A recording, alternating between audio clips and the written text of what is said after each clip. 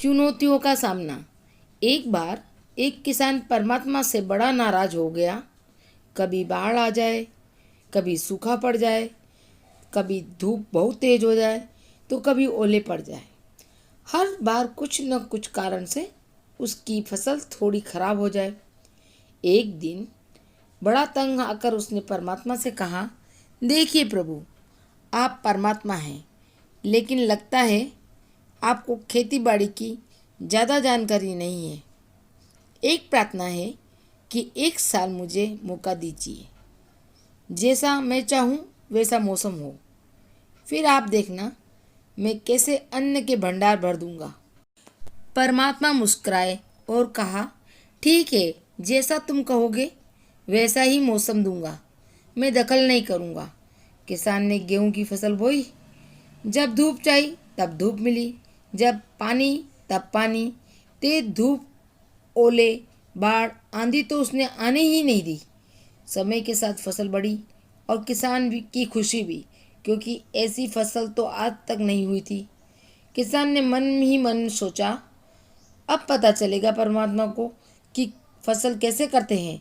बेकार ही इतने बरस हम किसानों को परेशान करते रहे। फसल काटने का समय भी आया। किसान बड़े गर्व से फसल काटने गया, लेकिन जैसे ही फसल काटने लगा, एकदम छाती पर हाथ रखकर बैठ गया। गेहूं की एक भी बाली के अंदर गेहूं नहीं था। सारी बालियां अंदर से खाली थी। बड़ा दुखी होकर उसने परमात्मा से कहा, प्रभु ये क्या हुआ? तब परमात्मा बोले, ये तो होना ही था।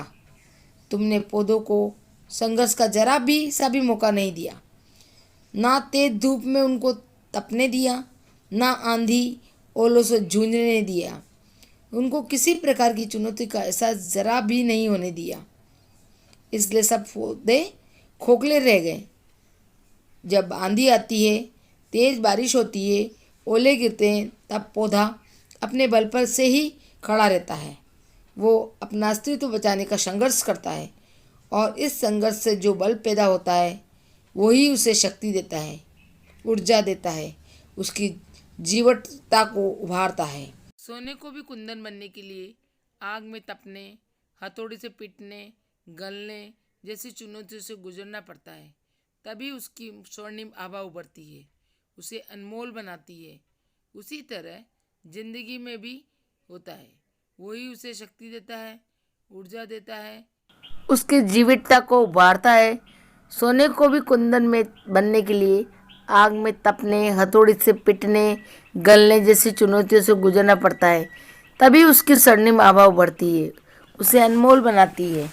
उसी तरह जिंदगी में भी अगर संघर्ष ना हो, चुनौतियाँ ना हो, तो आदमी खोखला ही रह जाता है, उसके अंदर कोई गुण नहीं आ पाता है। ये चुनौतियाँ ही है जो आदमी रूपी तलवार को धार देती है, उसे सशक्त और प्रखर बनाती है। अगर प्रतिभाशाली बनना है तो चुनौतियों को स्वीकार करना ही पड़ेगा, अन्यथा हम खोखले ही रह जाएंगे। अगर जिंदगी में प्रखर बनना है, तो प्रतिभाशाली बनना है, तो संघर्ष और चुनौतियों का सामना करना ही पड़ेगा। आशा है आपको ये बात पसंद आई होगी।